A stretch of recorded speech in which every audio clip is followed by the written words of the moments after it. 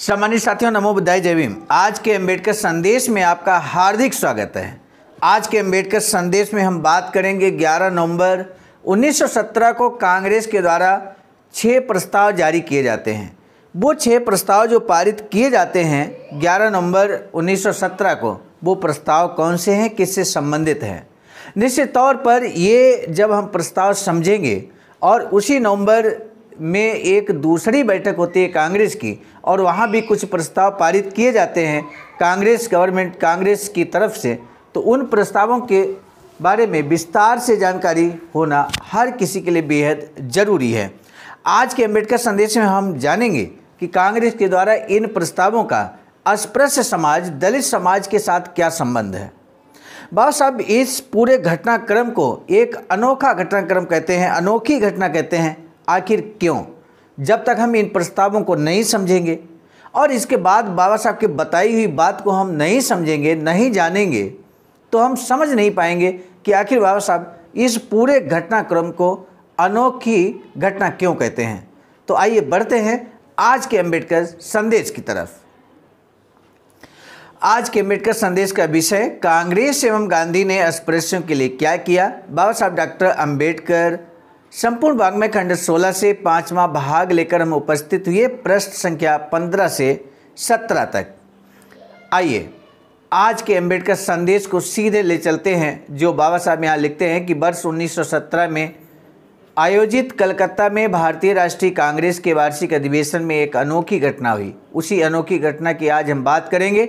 इस पृष्ठभूमि में बाबा साहब लिखते हैं कि कांग्रेस ने वर्ष 1917 में दलित वर्ग के विषय में एक प्रस्ताव पारित किया, जो वास्तव में अनोखी घटना थी। इससे पहले कांग्रेस ने इस प्रकार का कोई प्रस्ताव कभी पारित नहीं किया था। यद्यपि उस कार्य को करते हुए वो 32 वर्ष बीत गए थे। ऐसा करना कांग्रेस की घोषित नीति के विरुद्ध था। क्या विरुद्ध था, क्या प्रस्ताव पारित किए, आज हम विस्तार से जानेंगे।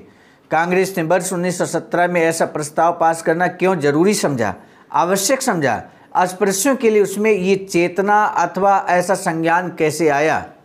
कांग्रेस किसको धोखा देना चाहती थी? क्या ये उसके दृष्टिकोण में परिवर्तन के कारण हुआ था अथवा उसकी कोई गूढ़ चाल थी? ये कई प्रश्न उभर कर आते हैं। अचानक 32 सालों बाद दलित प्रेम जागृत हो गया कांग्रेस के कुछ नेताओं में, यूँ कहें कि भारतीय राष्ट्रीय कांग्रेस में। तो वो अचानक दलित प्रेम कैसे जागृत हुआ, संदेह पैदा होना स्वाभाविक है।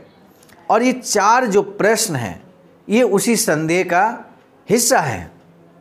और पूरा जब इतिहास जानेंगे, सभी प्रस्ताव जानेंगे, उसका विश्लेषण बाबा साहब किस तरह से करते हैं, वो चीज़ जब हम समझेंगे तो निश्चित तौर पर इन 4 प्रश्नों के जवाब आप स्वयं ढूंढ लेंगे।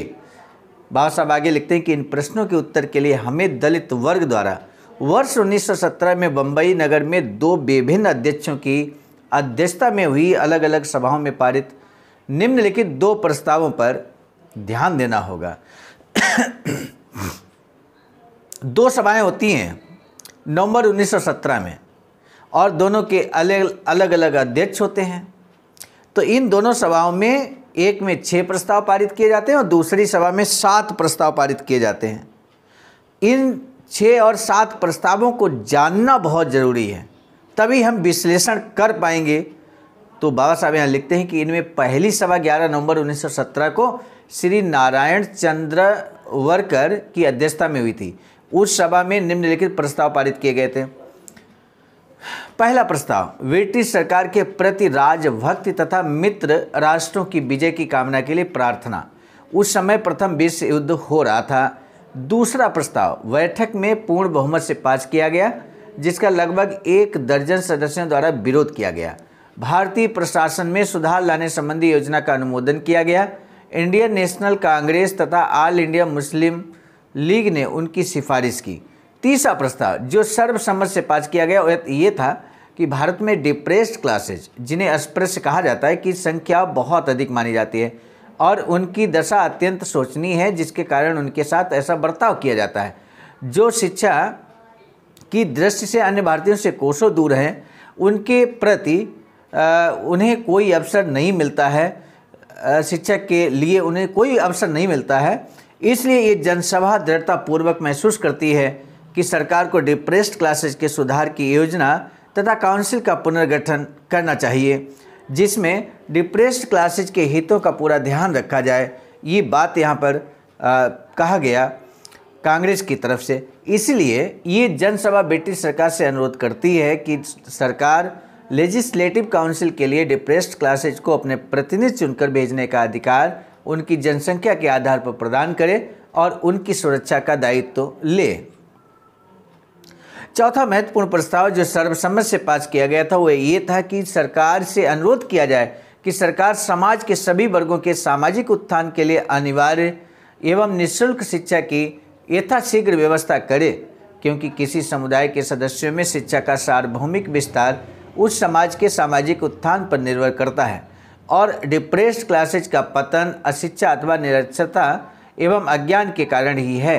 सर्वसम्मत से पारित किया गया पांचवा प्रस्ताव इस प्रकार है कि इस सभा के अध्यक्ष को इंडियन नेशनल कांग्रेस से अनुरोध करने के लिए प्राधिकृत किया जाता है कि कांग्रेस अपने अगले अधिवेशन में अलग से स्वतंत्र प्रस्ताव पास करे, जिसमें भारत के जनसाधारण के समक्ष डिप्रेस्ड क्लासेज पर धार्मिक तथा रूढ़िगत परंपराओं द्वारा थोपी गई सभी अयोग्यताओं को समाप्त करने की आवश्यकता औचित्य एवं नैतिकता के संबंध में घोषणा की जाए, क्योंकि ये सभी अयोग्यताएं डिप्रेस्ड क्लासेज के लिए अत्यंत दुखदायी और उन्हें पद दलित करने वाली सिद्ध हुई हैं, जिनके कारण उन्हें पब्लिक स्कूलों में प्रवेश पाने, अस्पतालों में, अदालतों में, सरकारी कार्यालयों में तथा सामान्य कुओं में पानी भरने में बाधा उत्पन्न हो रही है। और ये अयोग्यताएं जो समाज में उत्पन्न हुई है कानून और व्यवहार में राजनीतिक अयोग्यताएं बन गई हैं और इसलिए वे इंडियन नेशनल कांग्रेस के राजनीतिक मिशन और प्रचार का अंग बन गई हैं। छठे प्रस्ताव द्वारा अस्पृश्यों और डिप्रेस्ड क्लासेज के अलावा सभी हिंदुओं से, विशेषकर उन उच्च सवर्ण हिंदुओं से जो राजनीतिक अधिकारों का दावा करते हैं, अनुरोध किया जाता है कि वे डिप्रेस्ड क्लासेज पर से पतित होने के कलंक को मिटाने के लिए आवश्यक कदम उठाएं, क्योंकि उन बुराइयों ने उन्हें गुलाम बना रखा है और उनकी दशा अपने ही देश में अत्यंत खराब है। पहली सभा से लगभग एक सप्ताह पश्चात नवंबर 1917 में ही दूसरी सभा होती है। 11 नवंबर 1917 को पहली सभा होती है और इसके एक सप्ताह के बाद में दूसरी सभा होती है। उस सभा के अध्यक्ष श्री बापूजी नामदेव बागड़े थे, जो एक गैर ब्राह्मण पार्टी के नेता थे। उस सभा में निम्नलिखित प्रस्ताव सर्वसम्मत से पारित हुए। दूसरी सभा में क्या प्रस्ताव पारित हुए ये जानना बहुत जरूरी है। पहला प्रस्ताव है कि ब्रिटिश शासन के प्रति वफादारी का प्रस्ताव। सबसे पहला एजेंडा आप देखिए कांग्रेस का, जो ब्रिटिश शासन है उसके प्रति वफादारी का प्रस्ताव यहाँ पर कांग्रेस के द्वारा पारित किया गया। दूसरा प्रस्ताव क्या है? 11 नवंबर 1917 को आयोजित बैठक में इस प्रस्ताव के बहुमत से परियोजना घोषित किए जाने के बावजूद ये सभा कांग्रेस लीग योजना को समर्थन नहीं देगी। तीसरा प्रस्ताव कि इस सभा की मंशा ये है कि भारत के प्रशासन पर ब्रिटिश शासन का तब तक नियंत्रण रहे जब तक कि सभी वर्ग, विशेषतया डिप्रेस्ड क्लासेस देश के प्रशासन में प्रभावी रूप से भागीदार होने की स्थिति में नहीं आते। यदि चौथा है प्रस्ताव, यदि ब्रिटिश सरकार ने भारतीय जनता को राजनीतिक सुविधाएं देने का निर्णय किया है तो ये सभा अनुरोध करती है कि सरकार को विभिन्न विधानसभाओं अथवा विधायिकाओं में अस्पृश्यों को अपने प्रतिनिधि भेजने के अधिकार देने चाहिए, ताकि उनके नागरिक एवं राजनीतिक अधिकार सुनिश्चित किया जा सके। पांचवा प्रस्ताव कि ये सभा बहिष्कृत भारत समाज डिप्रेस्ड इंडिया एसोसिएशन के उद्देश्यों को स्वीकृति प्रदान करती है और उसे अपनी ओर से भी श्री मॉन्टेग्यू के सम्मुख अपने प्रतिनिधि भेजने का समर्थन करती है। छठा प्रस्ताव है कि ये सभा सरकार से अनुरोध करती है कि वह डिप्रेस्ड क्लासेज की विशेष आवश्यकताओं पर ध्यान देते हुए इनके लिए निःशुल्क तथा अनिवार्य प्राथमिक शिक्षा की व्यवस्था करे और डिप्रेस्ड क्लासेज के विद्यार्थियों को छात्रवृत्ति के रूप में विशेष सुविधाएं प्रदान की जाए। सातवां और लास्ट प्रस्ताव था कि ये सभा उपरोक्त सभी प्रस्ताव वायसराय तथा मुंबई सरकार के समक्ष भेजने के लिए अपने अध्यक्ष को प्राधिकृत करती है। ये सभी प्रस्ताव जो पहली सभा में और दूसरी सभा में पारित हुए हमने आपके समक्ष रखा। अगले अंबेडकर संदेश में इन्हीं प्रस्तावों का बाबा साहब के शब्दों में विश्लेषण क्या है, बाबा साहब इन सभी प्रस्तावों को किस नज़र से देखते हैं, वो हम आपको अगले अंबेडकर संदेश में जरूर बताएंगे। आज का पहला प्रश्न 11 नवंबर 1917 की सभा के अध्यक्ष कौन थे। दूसरा प्रश्न, ब्रिटिश शासन के प्रति वफादारी में कितने प्रस्ताव पारित किया गया था।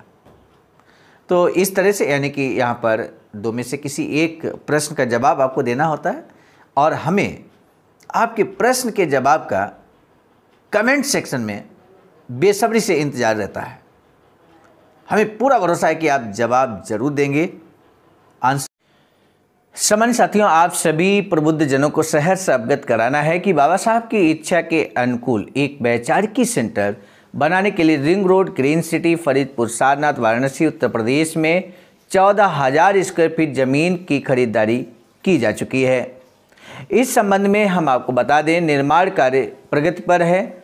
इसी क्रम में वैचारिकी सेंटर जो कि बुद्ध बोधिसत्व अम्बेडकर इंटरनेशनल सेंटर, जिसे शॉर्ट में BBAIC कहते हैं, उसका वाराणसी डेवलपमेंट अथॉरिटी के द्वारा अर्थात VDA के द्वारा नक्शा भी पास कर दिया गया है। आप सभी बाबा साहब के अनुयायियों से अनुरोध है कि यदि इस वैचारिकी सेंटर के निर्माण में आप अपना महत्वपूर्ण योगदान करना चाहते हैं तो दिए गए अकाउंट नंबर पर आप भी योगदान कर सकते हैं। बहुजन बोधि समाज संघर्ष समिति के नाम से दिया गया अकाउंट है। IFSC कोड आपके सामने अंकित है। आज का अम्बेडकर संदेश हम लेकर उपस्थित हुए थे मिशन नायक बुद्धमित्र मुसाफिर सर, राष्ट्रीय अध्यक्ष आवाज का नई दिल्ली की प्रेरणा में, और साथ ही साथ संकलन कर्ता में परम आदरणीय विजय कुमार बौद्ध जी, प्रांतीय कोषाध्यक्ष आवाज का बिहार, प्रस्तुत कर्ता में मैं स्वयं सर्वजीत आर्य, राष्ट्रीय मीडिया प्रभारी IT सेल आवाज का नई दिल्ली। मिलेंगे नए डॉक्टर अम्बेडकर संदेश में, तब तक दीजिए इजाजत। आप सभी को सादर नमो बुद्धाय, जय भीम। सम्मानित साथियों, यदि आप हमारे इस चैनल आवाज़ का ऑफिशियल, जिस पर नियमित सुबह 5 बजे डॉक्टर अम्बेडकर संदेश आपको मिलता है, आप हमारे इस चैनल को सपोर्ट करना चाहते हैं तो हमारा आपसे निवेदन है कि आप हमारे इस चैनल को सब्सक्राइब कर लें, वीडियो को शेयर, लाइक, कमेंट जरूर करें।